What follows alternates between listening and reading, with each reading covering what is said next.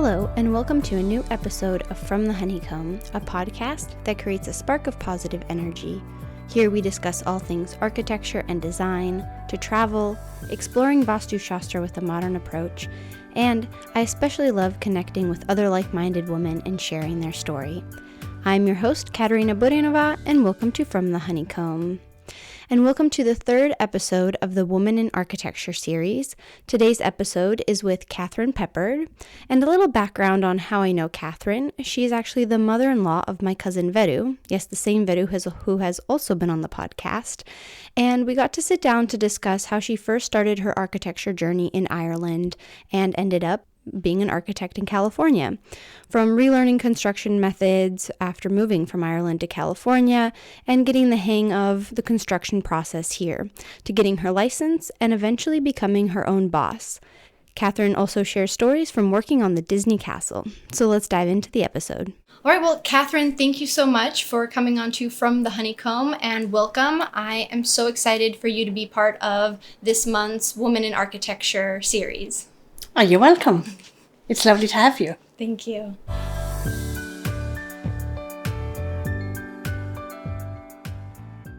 All right, so before we begin every episode, I like to take a moment to kind of ground down and think of something we are grateful for in this present moment, whatever it may be, small or large, whatever has brought you a sense of gratitude in the present moment.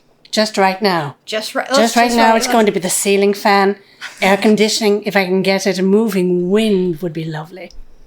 No, absolutely. We are recording right now in Huntington Beach, California, and it has been I think we're going to get record-breaking temperatures right now, so I completely understand. And with that, I guess I'll say I'm grateful I do have air conditioning. I do. We do live closer to the ocean. We haven't turned it on yet this season, but because this week? No, you did? No, this whole summer. You haven't turned it on yet? We haven't turned it on yet. Not even today. We did test it on Tuesday just to make sure it works. And it worked, and we turned it off. But our whole apartment faces east, so we never get that west-facing sun. Okay. So we're good there. But good. No. Good. Grateful for air conditioning. So should have recorded at my place. I should have gone down.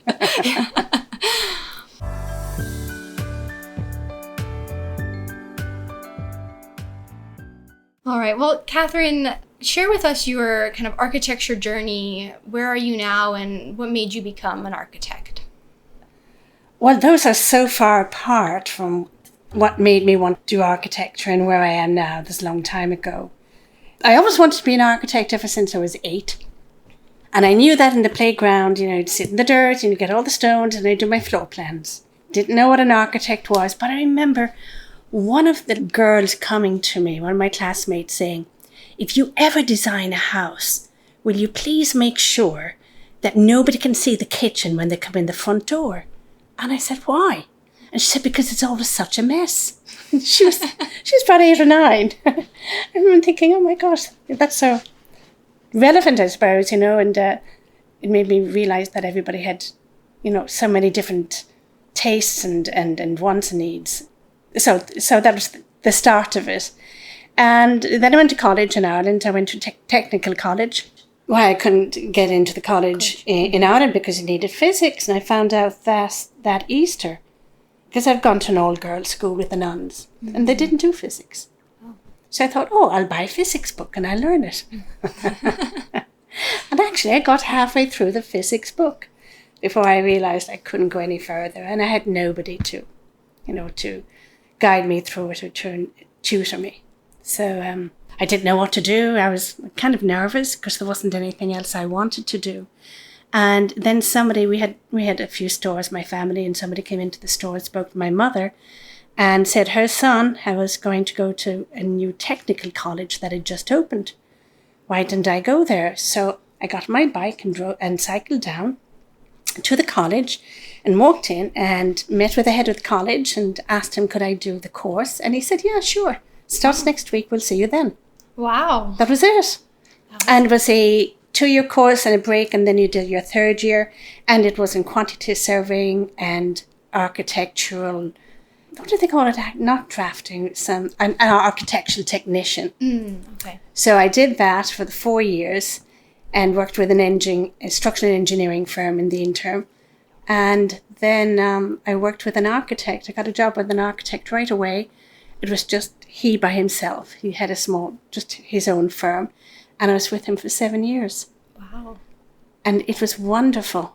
He let me do anything I wanted to. We would go out to survey fields, the change and the theodolite and whatnot. We were doing design, construction management. We were doing all the payment for the contractors. It was everything. Wow. Everything. I was so lucky. And then after that, I emigrated to Australia. Was there for a year, working for a nice big architectural firm there. And then eventually came over here, borrowed my husband's uncle's Jaguar, crashed it, realised I had to get a job to get it fixed, saw a big advertisement for condominiums on Sunset Boulevard, the name of the architects. So I called them up and got a job with them. Wow. Look at that. And that's how I started over here in the US. But it was very difficult for me, well, a bit challenging for me in the beginning, because everyone was talking about 2x4s. And I'm going, what's a 2x4? And then I realised everybody was building the homes out of wood frame. And I thought, are you crazy? Because in Ireland, we do everything with CMU, concrete masonry unit block, CMU and bricks.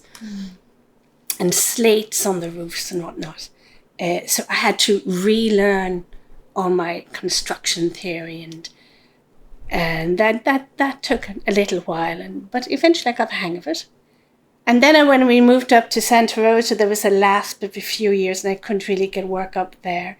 But I did realise I had to start getting my licence as an architect. So I started studying while I was up there. I think the ARE, the Architectural Licensing Board, gave me a credit of 6 months for all the work and college that I had. And that was it.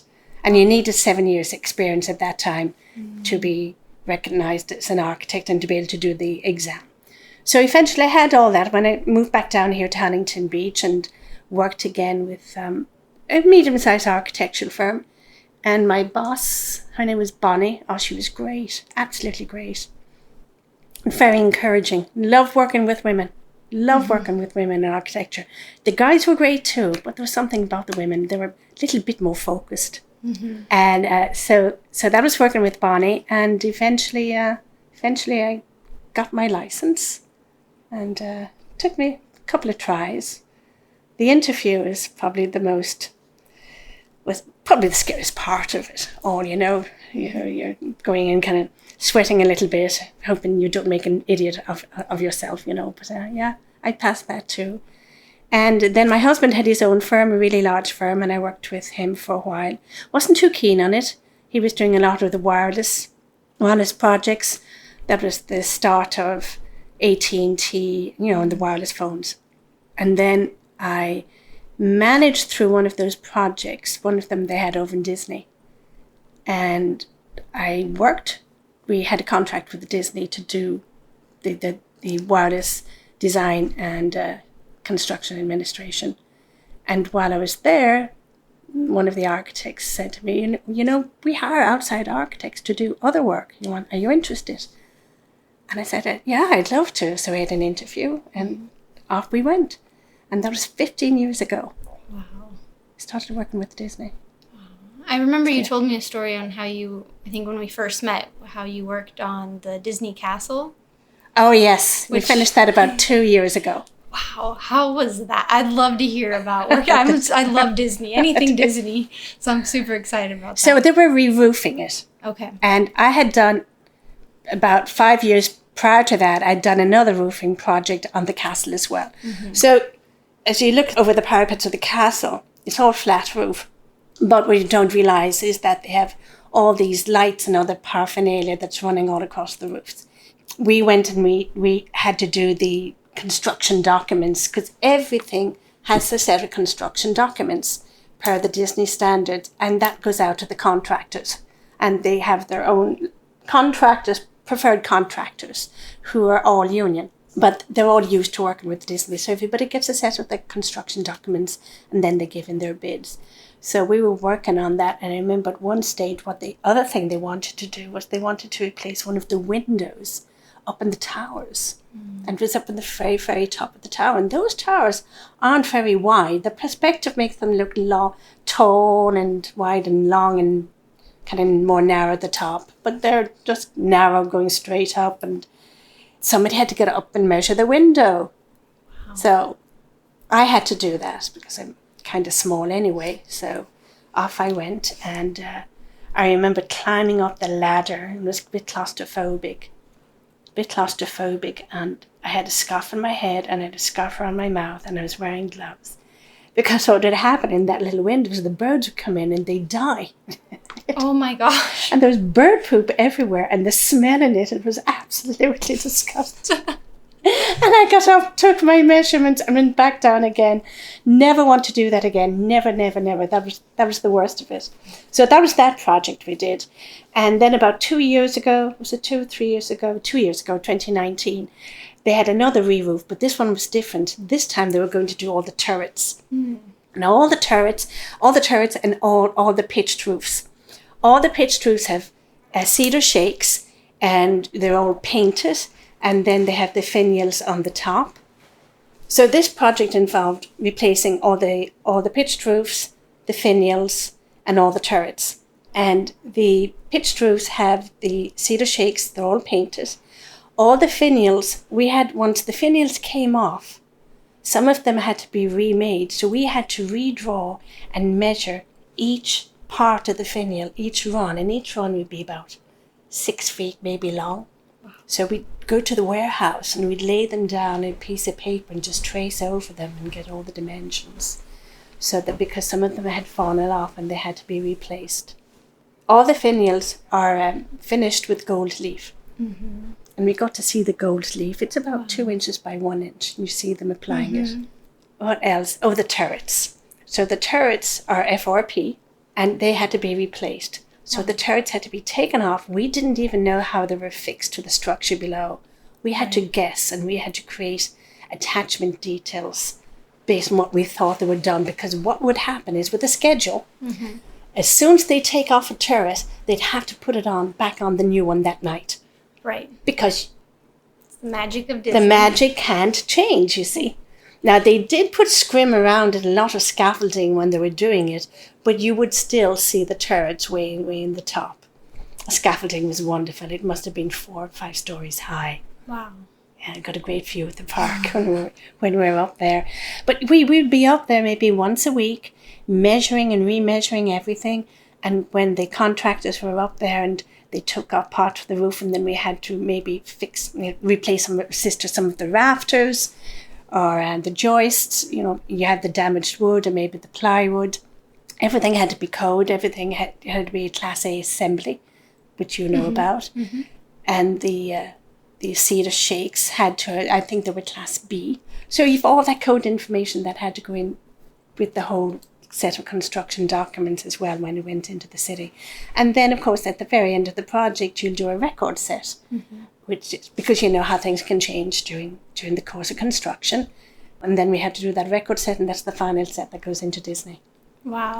But that was a great job. That project lasted maybe 8 to 10 months. It was a long time in the design process. And then when they were up there doing the work, it took a good 4 months, I think. 3 to 4 months. But the other thing they were doing as well, and this was amazing, I remember coming down off the scaffolding once, and I came down to the ground level, and there was one of the workmen was there, he was one of the painters, and he had a palette in his hand and a little paintbrush. And he was painting one of the columns just like an artist, because it's not like you come along and spray paint it. It's not all one uniform colour or one uniform application. Everything was themed to look like a stone, finished stone. They were meticulous to detail. That's amazing. Absolutely meticulous. It's wonderful. The workmanship there, it's craftsmanship really at this stage. Yeah. Especially with the painters. Everything is themed. Everything we do over there, we have to make sure that the the guest cannot see really what's happening behind. The illusion has to be maintained. So if there's a piece of equipment, and we're actually putting some HVAC and boilers and equipment on a roof in Main Street Disney, and you can see maybe the top 2 feet. So we have to screen it all, and the screen wall has to match the other walls there, and with the coping and all that. So that's part of it as well. It's not just going up to replace equipment. No, definitely. And keeping in kin with that magic of Disney. So that was so interesting to hear, and you really went into detail. I loved it. And then now you have your own firm, correct? Mm-hmm. So walk us through kind of how you started your own firm, or what was the transition where you decided I'm going to have my own firm? When I started getting the Disney work, and I realized that I really enjoyed it, mm-hmm. and I didn't want to do the wireless work anymore, and I was still with my husband, and I remember saying to him that I'd like to go out on my own, I'd like to have my own firm. And then initially he wasn't too keen on that idea.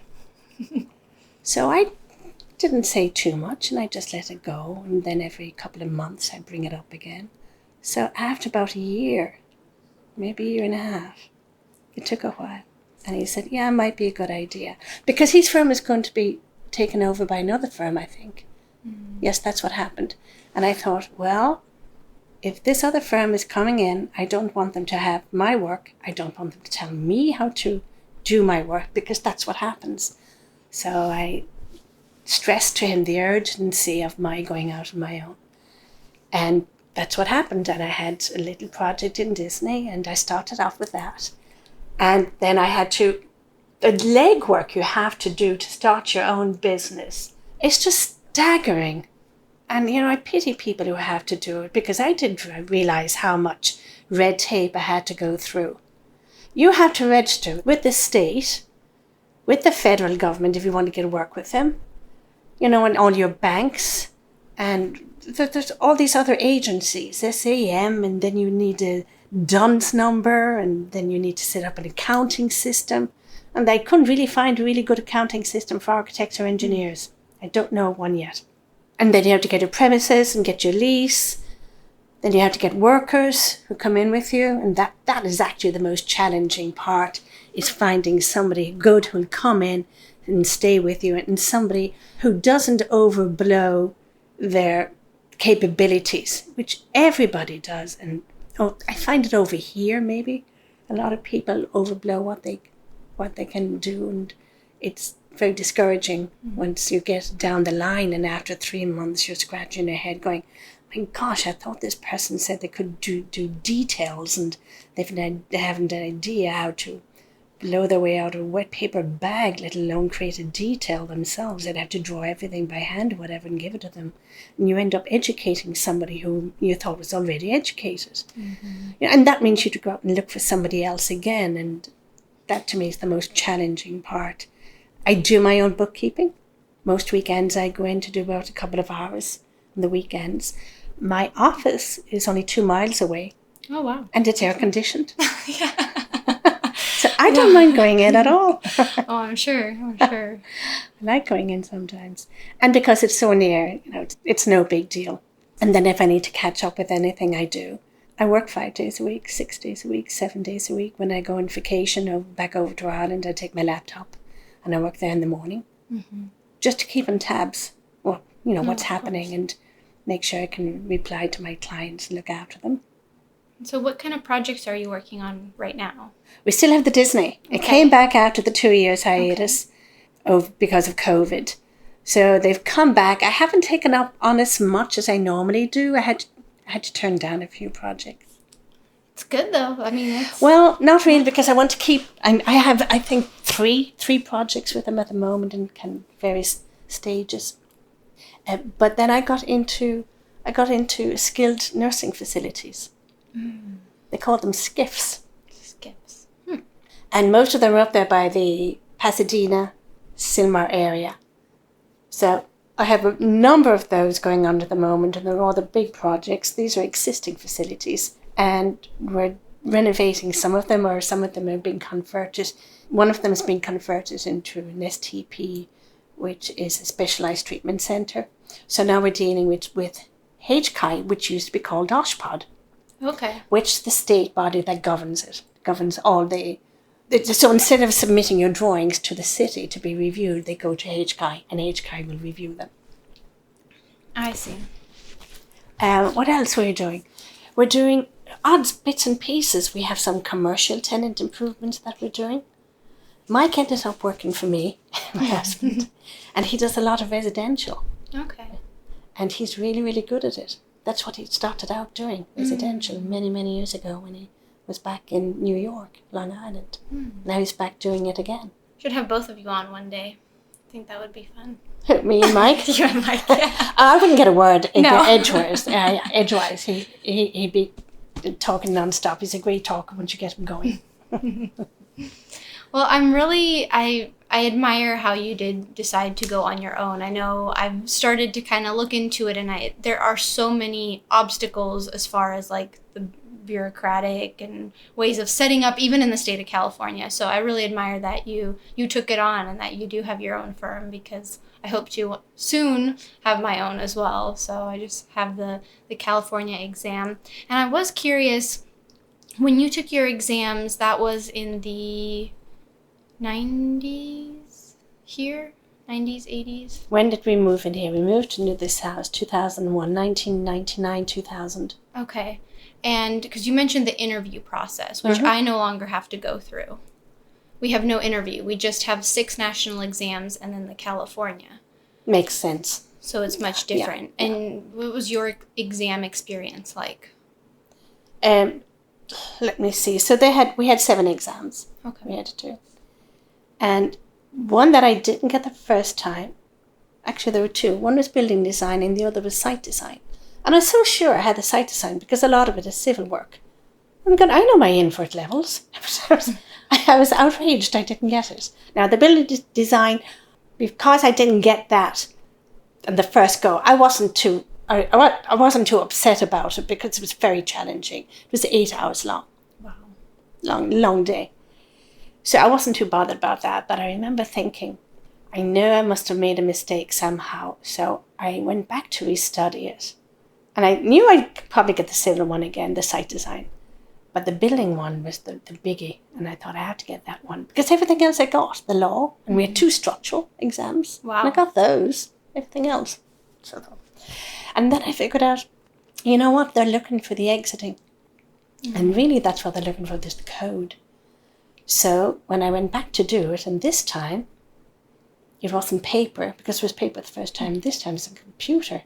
So that I know what I'll do. And I got my exits, got those sorted out in each end of the building, and then everything else fell into place and got it done. Wow. But I had to study. And I remember I didn't do any courses. I didn't go into in any seminars. But I just had the books. And I remember Mike had some books that he loaned me as well. So I would, when the children were small, I remember in the afternoon and the evening when they go to bed and I'd study. I'm not a great studier though. I'm better at doing things. Don't remember everything. Quick look the night before, make sure, just in case. And of course, you know what happens when you do that. The quick look, those questions never come up. No, never. Not at all. So eventually I did get it. I had to, I was living in Santa Rosa and I had to travel down here for it. I remember initially when I started. But then I had the interview. And I think I didn't pass the first interview, as far as I remember. What kind of questions do they ask you? So what they do is, at the interview, is that they give you a set of drawings, 11 by 17. It's a project that you're looking at. They'll give you a set of drawings, and then you'll review them before you go in. And then you go in, of course, without them. And they'll ask you a ton of questions about the project. Really? Interesting. And I was terrified. Yeah, there could be... Anything, yeah. I do remember one of the questions they asked me was, okay, so tell me what kind of consultants you would have to hire for this project. Well, you need your soils engineer, you need your civil, you need your MEP, you need your structural, you need the architect, interior designer. Do you need that? Maybe. Sounds like, yeah, and then you just... Yeah, you need everybody because it's a brand new project. Right, yeah. That's interesting. But they were very nice, and they had a tape recorder on the table. Oh, really? Just like here, similar, So your answers would be on that. Oh, wow. The whole thing was recorded. It took about 20 minutes. half an hour maybe. That's it? Yeah. Wow. Very nice. Very nice people. I wonder why they no longer do the interview. I don't think it's really relevant. How much it? can you get to know about somebody in an interview? It's all so subjective, isn't it? Oh, absolutely. You want somebody who knows their information there and then. It's an exam. You don't have an interview if you're becoming an MD or solicitor, do you? Or attorney? No. Anybody else? So. Any other profession? I don't think so. Not that I know of. It's interesting. So they've actually streamlined it, the whole process, I think. It does seem like it, though, yeah. It's much more, it's all online. You can even take your exams at home now. I took one at home. Didn't go very well, but it was, that's been different. But I can't believe I didn't mention it. You, of course, had little children while you were studying and pursuing architecture.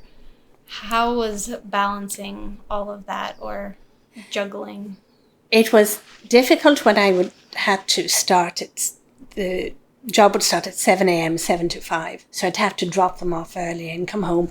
And I'm sitting back thinking now, how did I do it? How did we even eat? I mean, who did the cooking? I've totally forgotten it all. But it had to be me, I suppose. And I would come home and cook dinner. Maybe I had something on a crock pot.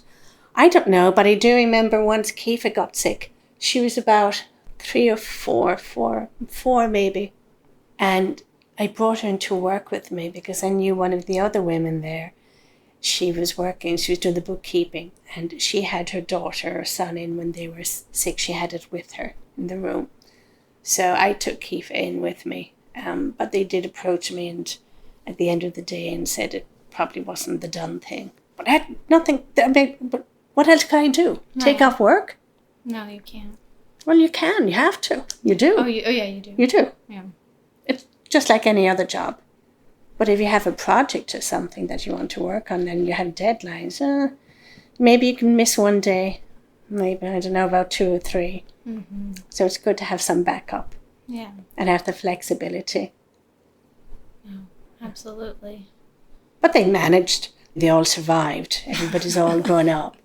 Funny thing is that none of them ended up doing architecture. I mean, Mike had 2 daughters. I had my son and daughter. We're both architects. Nobody. Yeah, I'll be the first in my family. So we'll see if anything, if it comes into the next generation. Same here. Same first. Yeah. Yeah.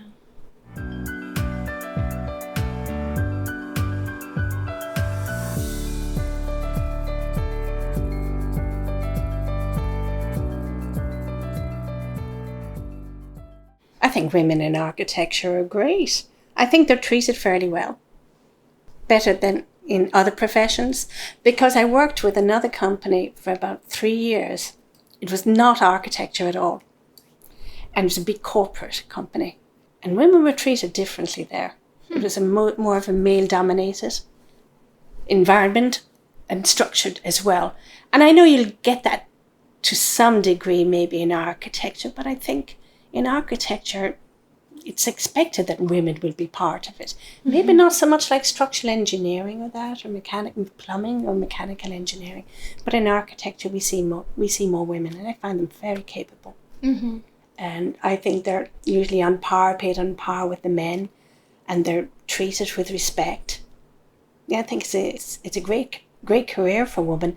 One thing I found odd was that any time I would advertise for a position, be it a job captain or an architect, I think only twice I got women applicants.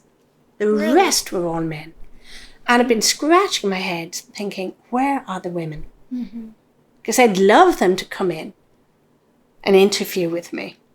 I don't know where they are. And I also thought, am I wrong in thinking this? Is that I'm in the position where I can give a woman architect or a male, for that sense, a part-time job, because I know people have families. Mm-hmm. And if they want to work maybe 20 or 30 hours a week, I can do that. I'll easily accommodate that. But it never happened. And I put in advertisements for people saying, look, I can offer 20 hours a week or whatever. Nothing. No takers. Isn't that odd? That is odd. And when you were in school, were there a lot of females, or was No, in my college, there were just 2 of us in the whole school. Wow. 2. All the rest were men. Guys, young guys. Do you keep in contact with the other woman? No, I lost contact. I know she ended up marrying a civil engineer and she was in Dublin. And I don't know what she did. And she had a few children, a lovely home. Never kept in contact, lost contact. But she can find me. Mm-hmm. I mean, Mom, Google my name. I'm easy. I come up. You do. No. But if I was a last thought or something, or just a commentary would be, you never know where your journey is going to go. You just go with it. Because having very hard and fast rules, set rules, really is going to go against the grain, because you are going to come up against situations where you have to make a change and you have to make a decision. And I did that. I mean, I was in and out of the architectural business for a while. But I always wanted to get back into it. And eventually I did. So just go with the flow. And if you're really into architecture, it will happen. Plenty of opportunities out there. And it's not just doing, some people will just do all design. Some people will do all residential. Some people will be doing hospitals. Some people will be doing commercials or theatres. And a lot of the times you'll find architects get not stuck in that niche, but maybe they become an expert in that niche. And that's wonderful if that's what you want to do. But if it's not what you want to do, be careful you don't get stuck there, because very large firms have that structure where they have a group of people who will do nothing but theatres and another group of people who'll do nothing but curtain walls, or roofs or other little various niches. So you have to be aware of that. If you want an overall experience, go with the smaller firm where you'll get exposed to everything. Absolutely. I've always worked with smaller firms, because you touch on every phase of the project that you otherwise wouldn't. Mm-hmm. Correct. Yeah. So, yeah. Well, good. Well, Catherine, thank you so much for coming on to From the Honeycomb. I've really enjoyed our conversation. It's been super fun to hear about kind of your past experiences, getting a little insight into some Disney magic. So I love that. I love it. So I don't know if I'm supposed to talk about Disney. I don't know if I'm allowed to. We'll see. But it is what it is. It is. No, it's very, very informative. So thank you again for coming on. Oh, you're welcome. It was lovely. Good. All right. Wow, it was so fascinating to hear about the behind the scenes of Disney architecture, and also especially hearing about the exam process that Catherine went through to then going out on her own, all while having children. Catherine, you are really an inspiration, and I am so grateful to have had you on the podcast, and thank you so much for sharing with us the evolution of your career. And if you like this episode, please give it a heart or thumbs up and click the follow button so you can stay up to date on the latest episodes. You can also follow me on Instagram @FromTheHoneycomb Podcast. Thank you so much, and see you next week.